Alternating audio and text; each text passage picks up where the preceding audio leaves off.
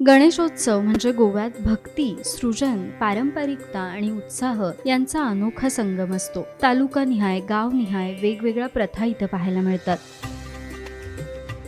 अशीच एक पूर्वापार चालत आलेली सावर्शे गावातील अनोखी प्रथा म्हणजे चतुर्थीला गावातील कालिका मंदिरातील कलशांची देवाचकरांच्या घरी होणारी पूजा. एरवी इतर गावांमध्ये मंदिरातले कळस शिमगोत्सवाला बाहेर काढले जातात. वाळपईपासून काही अंतरावर असणाऱ्या या गावात मात्र चतुर्थीला मंदिरातले कळस बाहेर काढून 5 दिवस ते मंदिराबाहेर गावातील ठराविक घरात पूजले जातात. 100 कुटुंबांची वस्ती असणाऱ्या या गावात सातेरीकार आणि ब्राह्मणीकार अशा 2 समाजातील 30 घर आहेत. याच घरांमध्ये हे कलश फिरतात. प्रत्येक वर्षी चतुर्थीच्या आधी एक बैठक घेऊन या कुटुंबांमधून देवाचकार निवडला जातो. त्याच्या घरी या कलशांची पूजा होते. पुढे वर्षभर गावातील सर्व उत्सव, जत्रा आणि कोणत्याही कार्यात देवाचकारांना मान असतो. चतुर्थीच्या दिवशी या घरी आधी गणपतीचं आगमन होतं. बाजूला कलश पूजनासाठी जागा ठेवलेली असते. मग घरातील पुरुष मंदिरात जाऊन गावकऱ्यांसोबत वाजत गाजत कलश आपल्या घरी घेऊन येतात.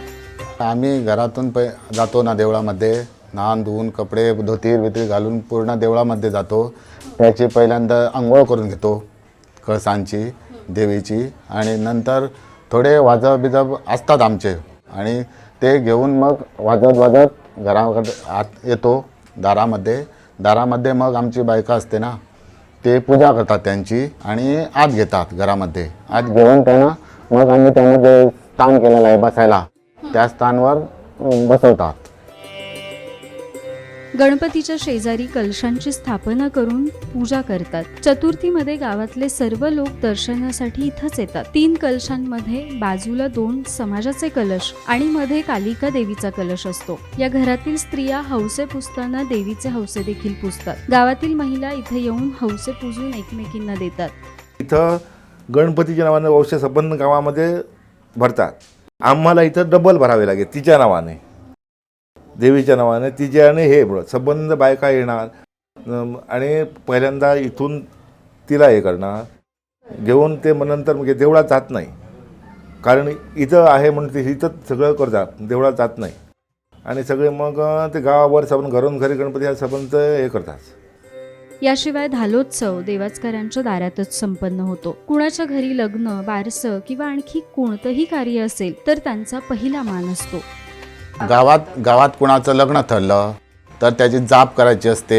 जर नंतर त्याच्या घरी जाऊन दिवा वात काय करायचं असतं ना, दळायचं बी, ते दळायचं असतं. ते आमच्या बैलांनी पहिले, गावकराची जी बैल असते त्यांनी ते पहिले हे करायचं, दिव्याला वाद लावायची, हे करायचं. हे गावकराशिवाय हे होत नाही.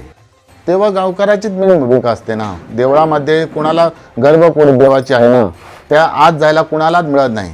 गावकार जो असतो पुजारी, त्याला सोडून आतमध्ये कोणालाच जायला मिळत नाही. आता सुद्धा वर्षभर कुणाला आत जायला मिळत नाही, गावकरालाच.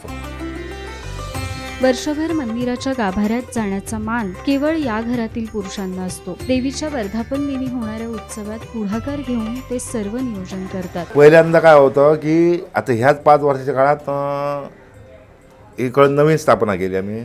त्याच्या अगोदर पाषाणी नव्हती देवळात. मग ते आम्ही नंतर सगळं त्याचं हे करून ते नवीन सगळं स्थापन केलं, आणि आता पाषाण तिथं आहे.